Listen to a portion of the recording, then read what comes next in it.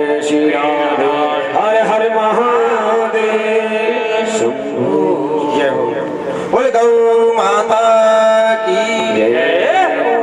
वो आजकल हम ऐसी कहीं जाते हैं और ऐसी गौ माता की प्रशंसा करते हैं ना, तो लोग कहते हैं पंडित जी आजकल गौएं फसल बहुत उजाड़ रही, नुकसान बहुत करती हैं। तो हम कहते हैं भैया गैया फसल नहीं उजाड़ रही, फसल तो तुम लोग उजाड़ रहे हैं। कैसे? अरे आप पहले हर गांव में गौचर भूमि आज भी है, पहले भी थी। बताइए गौचर भूमि किसने जोत ली? हमने की, गौ माता ने। आज आप देखेंगे, आपने देखा होगा, हम कई जगह जाते हैं गांव में, लोगों ने पहाड़ियां तक नहीं छोड़ी हैं। पहाड़ियों तक को तार काट बांध करके गाड़ करके पहाड़ियों पर खेती करने लग गए। आजकल साधन बहुत हैं सिंचाई आदि की। अरे भैया जब आप हमारे घर में घुसोगे तो हम थोड़ा बहुत तो आपको उजाड़ करेंगे कि नहीं करेंगे? तो इसलिए चाहिए, और यहाँ तक लिखा है शिव महापुराण में, श्रीमद् भागवत में, कि जो व्यक्ति गौचर भूमि को जोतता है, जो व्यक्ति गौचर भूमि पर अपना अधिकार जमाता है, उसको सहस्र सैकड़ों वर्षों तक नरकों की यातना करनी पड़ती है। इसलिए गौचर भूमि पर अपना अधिकार नहीं जमाना चाहिए। गौचर भूमि तो वह गौ माता के निमित्त है। तो कहा है कि सबसे पहले गंगा गौशाला में बैठ करके भगवान का पूजन करें, क्योंकि वह सर्व तीर्थमय है। गौशाला जो है ना सर्व तीर्थमय है। अगर आप नहीं, आपका पंडित जी वैसे पहले घर पे ही गौशाला होती थी, आजकल पंडित जी गैया है ना है, गैया बांध में घर जगह ना, दो घर को तो हम पे मकान है 2 कमरे का, अब गैया काम आने तो किसी भी गौशाला में जा करके भजन कर सकते हैं। अगर गौशाला के निमित्त पूजन नहीं कर सकते, गौशाला में जा करके भी नहीं कर सकते, तो किसी वृक्ष के नीचे, बिलपत्र के वृक्ष के नीचे बैठ करके भगवान शिव के पूजन कर लीजिए। अब आप कहोगे पंडित जी अरे बेलपत्र भी आजकल कहाँ जाएं, बेलपत्र भी दूर दूर है, और पता पड़ो आदि सामग्री घर पर रह गई, 4 चक्कर कौन लगाएगा?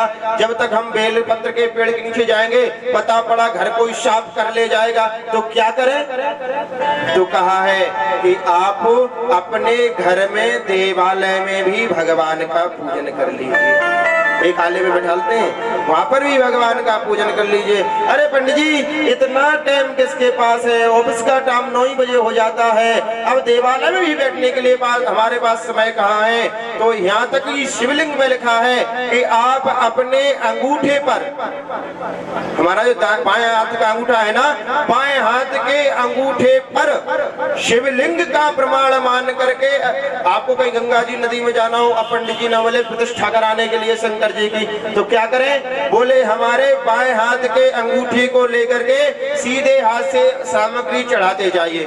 लोग कोई पागल कहेंगे कि जी क्या कर रहा है, अपने हाथ पे चढ़ रहा है। लोगों की परवाह मत करो, कौन क्या करेगा। आज तक किसी ने छोड़ा है किसी को?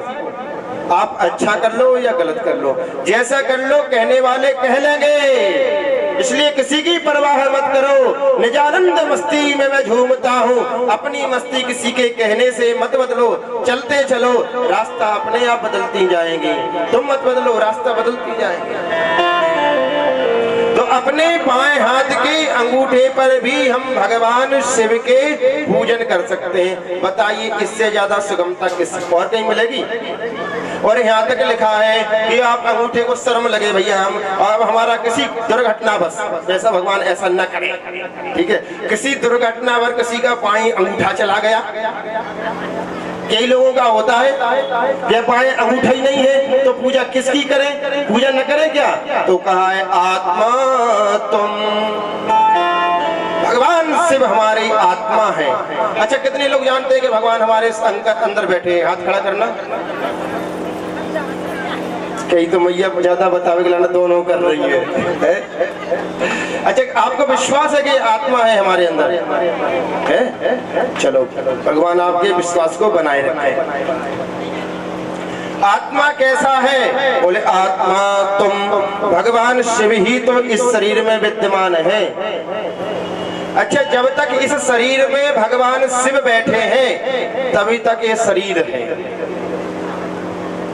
जिस समय इस शरीर से शिव उठ जाएंगे तो क्या हो जाएगा?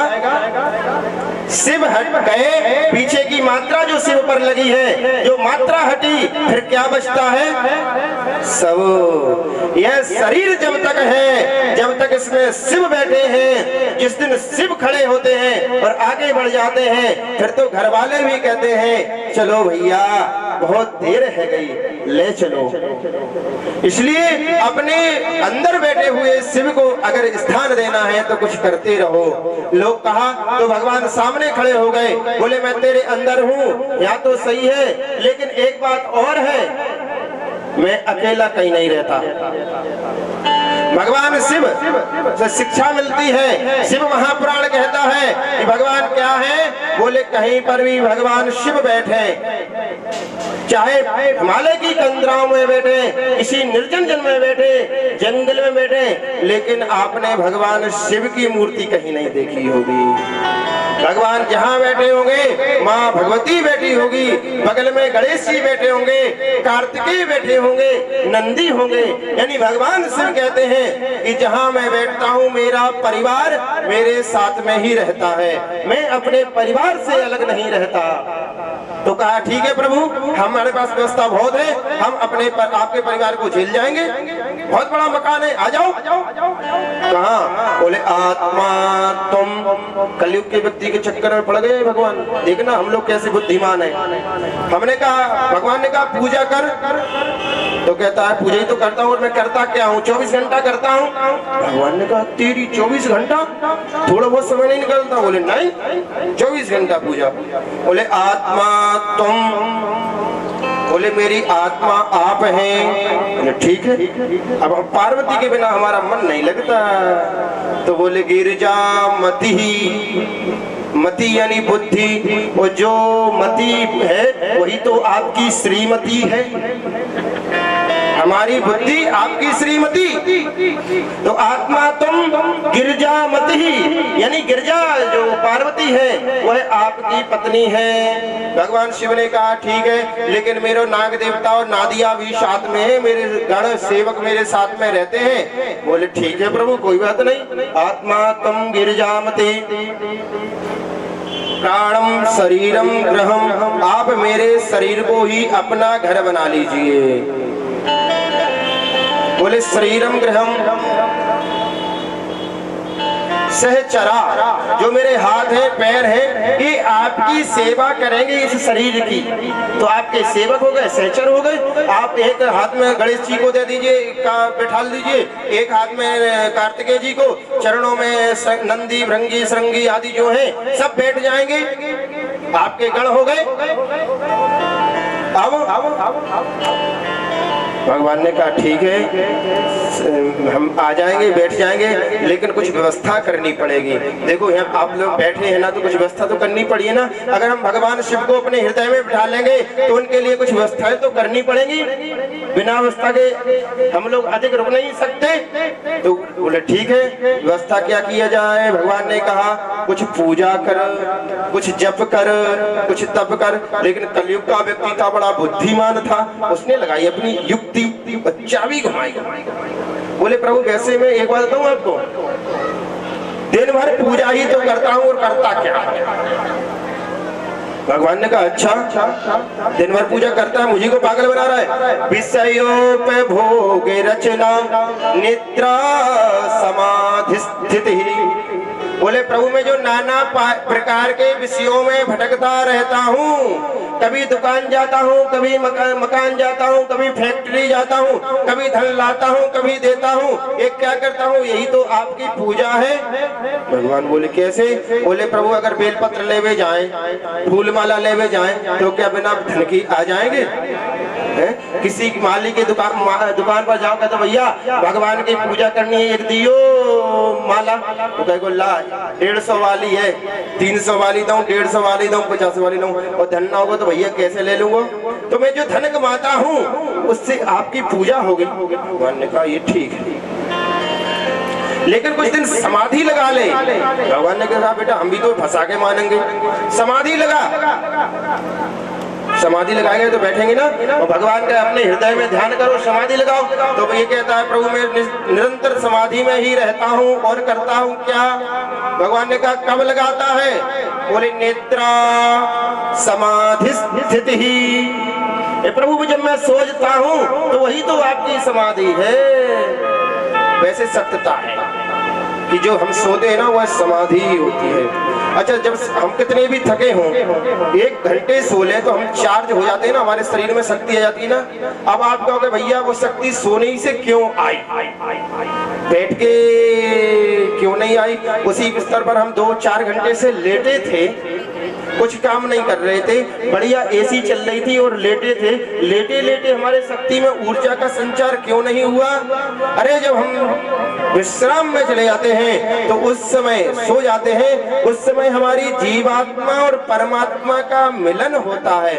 और वो जीवात्मा से कहते हैं अरे बाप रे तू क्या कर रहे हो, भगवान का भजन कर ले, थोड़ा बहुत यजन कर ले, क्योंकि जीवात्मा और परमात्मा नित्य सखा है महाराज, इनका मिलन नित्य होता है। और ये हमारी समाधि हो भी जाए। अच्छा पूरी रात सोने की समाधि कैसी लगे बताएं। शिव पुराण में महाराज सब उपाय हैं।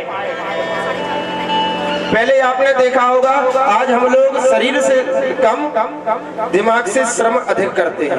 पहले हमारे बड़े बूढ़े महाराज दिन भर खेती का काम करते थे, व्यापार का इतना काम करके हार थक करके आते थे, और भोजन करके जब विश्राम करने जाते थे तो अपनी सैया पर लेटने से पहले 2 मिनट भगवान का ध्यान लगाते थे और भगवान को याद करते हुए श्री राम जय राम जय जय राम, श्री राम जय राम जय जय राम, श्री राम जय राम जय जय राम, ओम नमः शिवाय, श्रीमन नारायण का ध्यान लगाते और क्षमा और सो जाते हैं। और जब प्रातः काल उठते थे तो कहते थे राम राम कहो भैया, राम राम कहो। यानी जब हम सोए थे तब राम राम कह करके सोए थे, और जबकि तब राम का नाम स्मरण किया। तो जो बीच का समय है वो भगवान के अच्छा एक एंटीबायोटिक दवा और दे देते हैं। कई मैया बड़ी परेशान है, सुबह सुबह से पंडित जी स्वप्न बहुत आते हैं, और कई बार तो हमें पूजा ही करने में सुबह ही अभिषेक में आ जाएंगे हमें। अरे पंडित जी आज हमने स्वप्न में ये देखा, तो हम कहते हैं जैसा चिंतन होता है वैसा ही आप आजमा लेना। आप रात्रि में गिरिराज जी को स्मरण करते हुए सोना, तो आपको गिरिराज जी रात्रि में 1 दिन दर्शन नहीं देंगे, 2 दिन दर्शन नहीं देंगे, 3 दिन दर्शन नहीं देंगे, एक ना एक दिन तो दर्शन दे ही देंगे। आप नारायण को, शिव को, जिनको सोचना है याद करते हुए स्मरण करिए तो भगवान दर्शन देंगे। तो मृतिका के सुंदर गंगा जी की बालू के शिवलिंग का निर्माण करके पूजन किया जाए, भगवान शीघ्र प्रसन्न होते हैं। अब अगर किस कोई गंगा जी नहीं जा पाया, वो गंगा जी की बालू समाप्त हो गई, अब भैया बालू भी नहीं है, गंगा जी जा नहीं पा रहे, तो पूजा का विराम कर दे, क्या करें। बोले स्वर्ण के शंकर जी बनवा लीजिए, सोने के शंकर जी। अब शंकर जी का प्रमाण क्या है, बोले दशांगुलम्मा, महाराज 10 अंगुल तक का गृहस्थी को पूजन करने का विधान है। 10 अंगुल के का हम मूर्ति की घर में पूजन कर सकते हैं। पंडित जी एक अंगूठी बनवाने हो तो है, मंगल सूत्र बनवाने हो तो, एक पेंडल लेने हो तो, एक चेन लेनी होती है, तो इतने दिन खर्चा कर बचाना पड़ता है, तब तो हम ये चीज खरीद पाते हैं। और आप शंकर जी की कह रहे वो भी ठीक है, अब 10 अंगुल का और बनवाए तो फिर वह शंकर जी बनवा पाएंगे हम, और क्या करें। कोठी भी बनानी है, बच्चों के ब्याह भी करना है, बच्चे पढ़ाना भी है, क्या करेंगे। बोले आप अगर नहीं बनवा सकते हैं तो चांदी के बनवा लीजिए। पंडित जी चांदी भी बहुत महंगी है, तो पाषाण यानी लोहे के भी बनवा लीजिए। तांबा पीतल किसी भी धातु के, आप सप्त धातु के में से किसी के भी बनवा लीजिए, भगवान शिव की पूजा कर सकते हैं, यहाँ किसी का निषेध नहीं है। बैठ करके भगवान का पूजन करें। अब पूजन कैसा करें, पूजा की भी जैसे तो लोग कहते हैं 3 प्रकार की पूजा है, छोटी बड़ी मझोल, जब जैसी तब तैसी दे फूल। हमारी मैया कहती हैं पंडित जी पूजा छोटी बड़ी मझोल, जब जैसी तब तैसी दे फूल। जैसा समय हो वैसी पूजा कर लो। पंचोपचार पूजा, 5 प्रकार से पूजन हमारी मैया जल लाई, फूल लाई और चंदन अक्षत लगाया, भोग लगाया, 5 चीजों से पूजन कर दिया। दूसरी पूजा का विधान है षोडशोपचार। उसमें 16 चीजें होती हैं। 16 प्रकार का होता है। यानी सुंदर थाल लो, उसमें स्वस्तिक बना करके हाथ में बेलपत्र लेकर के भगवान शिव का ध्यान करो। महाराज यहाँ तक भी लिखा है कि जब भगवान शिव का ध्यान दें तो अपने बाएं पैर से 3 बार पृथ्वी को ठोक देना चाहिए, ताड़ देना चाहिए, डांट देना चाहिए। हे पृथ्वी, भगवान शिव कैलाश से इस धरातल पर आ रहे हैं, तुम सावधान हो जाओ। ऐसा ना हो कि भगवान शिव के वेग से तुम धरातल को चली जाओ। ताली बजा कर, चुटकी बजा करके भगवान शिव का ध्यान करना चाहिए। हे साम सदा शिव, हम आपका पूजन जन करना चाहते हैं, आप आइए। यानी भगवान शिव को बुलाइए। अब बुलाइए तो क्या, पहले थाली में साथिया काढ़िए, फूल या बेलपत्री रखिए आसन के लिए। अच्छा, हमने तो देखा है कोई करती हो तो बुरा मत मानियो भैया, घर की बात है। हम तो एक जगह गए, एक सत्यनारायण कथा बाचने, तो ठाकुर जी जैसी लेके आई तो हमने वहां पे अंगूठा फेरा गोपाल जी पे, तो गोपाल जी पे अच्छी खासी धूल जमी। हमने कहा मैया तूने कब तेने ना नहलाए, ये हम तो बोल तो देते ही, ये तो आप जानते ही हैं। तो बोली पंडित जी घर पे थोड़ा काम तो 4-6-8 दिन से टेम ना मिलो। मैंने कहा जे बताओ तूने खाओ कैसे दिन से ना है? एक आध दिन खाबो भूली, हम भूलते हैं कभी भोजन करना? ये ज्यादा व्यस्त होते हैं तो खाना छोड़ देते हैं क्या? अरे जब हम खाना नहीं छोड़ सकते, सोना नहीं छोड़ सकते, अपनी नित्य क्रिया नहीं छोड़ सकते, तो भगवान की पूजा को ही छोड़ने के लिए हमारे पास समय नहीं हो जाता है। भगवान की पूजा के लिए समय जरूर, किसी काम के लिए समय हो ना हो, भगवान के लिए पहले पूजा का समय होना चाहिए।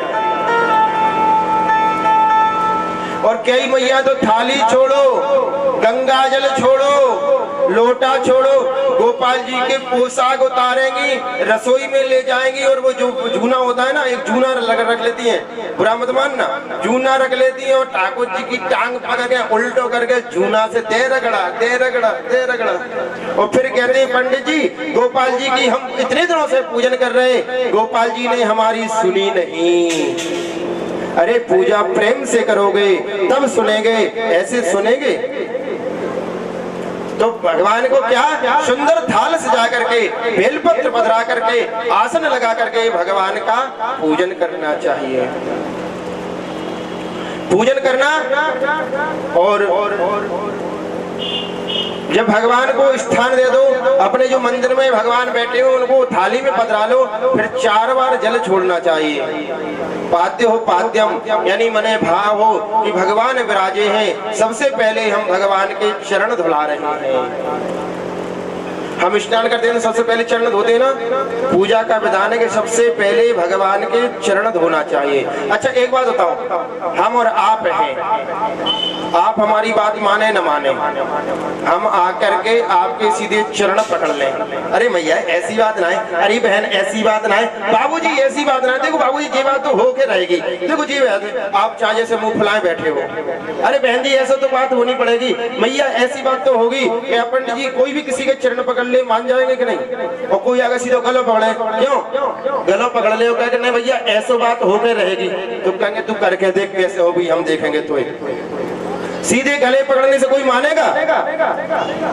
हम लोग जाते सीधे बोले आओ गलो पकड़ेंगे, मैया को गलो पकड़ेंगे, तो भगवान कहता अच्छा बेटा तू पहले झुकना तो सीख।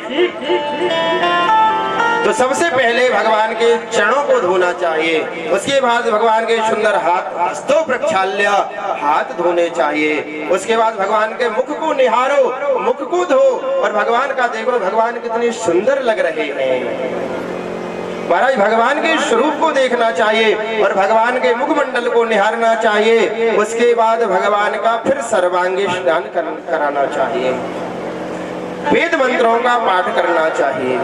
अब आप कहो पंडित जी वेद मंत्र तो हमें आते नहीं, अब जब ना आते हो तो गरुड़ जी बजा देने चाहिए। महाराज गरुड़ जी का प्रमाण है कि जब हम वेद मंत्र पढ़ते हैं और वेद मंत्र ना हो, जब गरुड़ जी चलते हैं अपने पंखों को हिलाते हैं तो उस समय पंखों से जो ध्वनि निकलती है वह वेद मंत्र ही निकलते हैं।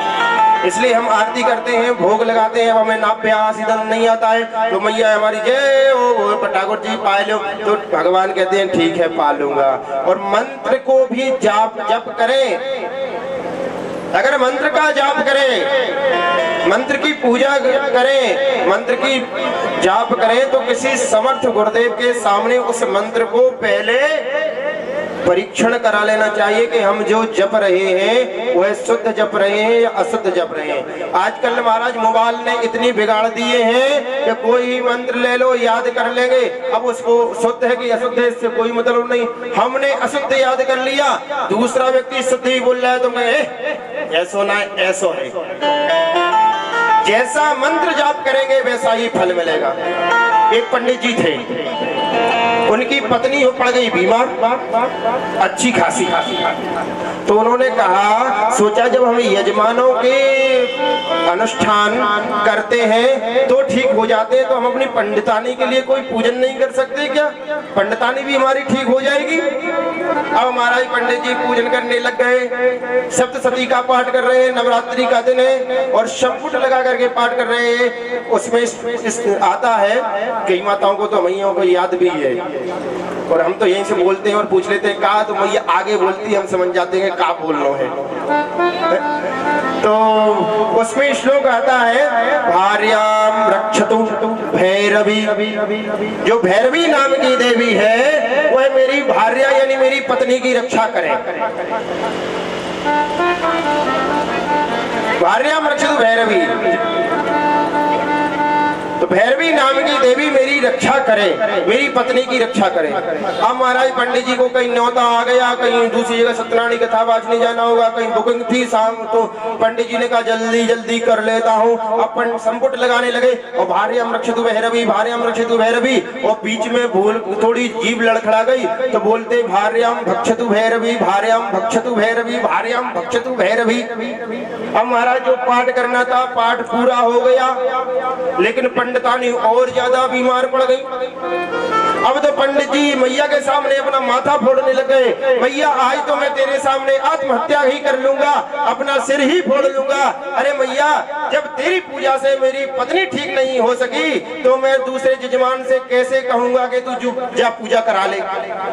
भाई हमारे अंदर विश्वास होना चाहिए कि इससे हो जाएगा तो हो जाएगा। जब हमारा नाम नहीं काम नहीं हुआ, हम लोग कहते ना देख भैया तू मेरे पास चलो तो जा, तेरा काम कर दे तो कर दे, लेकिन हम तो नहीं कह रहे, क्योंकि एक बार हमने भी उसे ऐसे काम की कह के देख ली, उसने हमारी नहीं सुनी। तो पंडित जी बोले मैं कैसे कह सकता हूँ कि तुम यह अनुष्ठान कराओ। तो मैया प्रकट हो गई, बोली पंडित जी मेरी कृपा है कि अभी तक पंडितानी बची है। क्यों? उधर मत देखो। भार्याम रक्षतु भैरवी, भार्याम रक्षतु भैरवी, उधर बची है, मेरी कृपा है।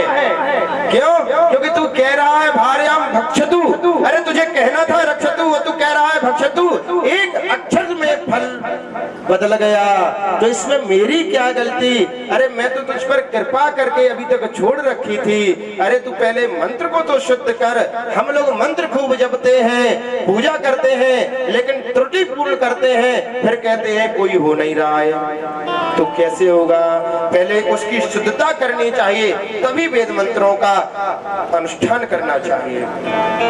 महाराज ऐसा लिखा है कि किसी भी पाठ करने से पहले उसको गुरुमुख कर लेना चाहिए, यानी किसी से भी पढ़ लेना चाहिए एक बार, तभी वह सिद्ध होता है। और कितना भी याद हो,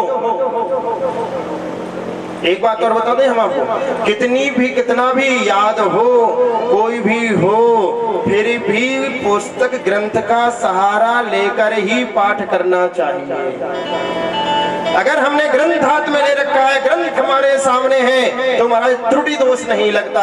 अगर हमें कोई कई चीज अटक रहे हैं ना, तो तुरंत खोल के देख लो।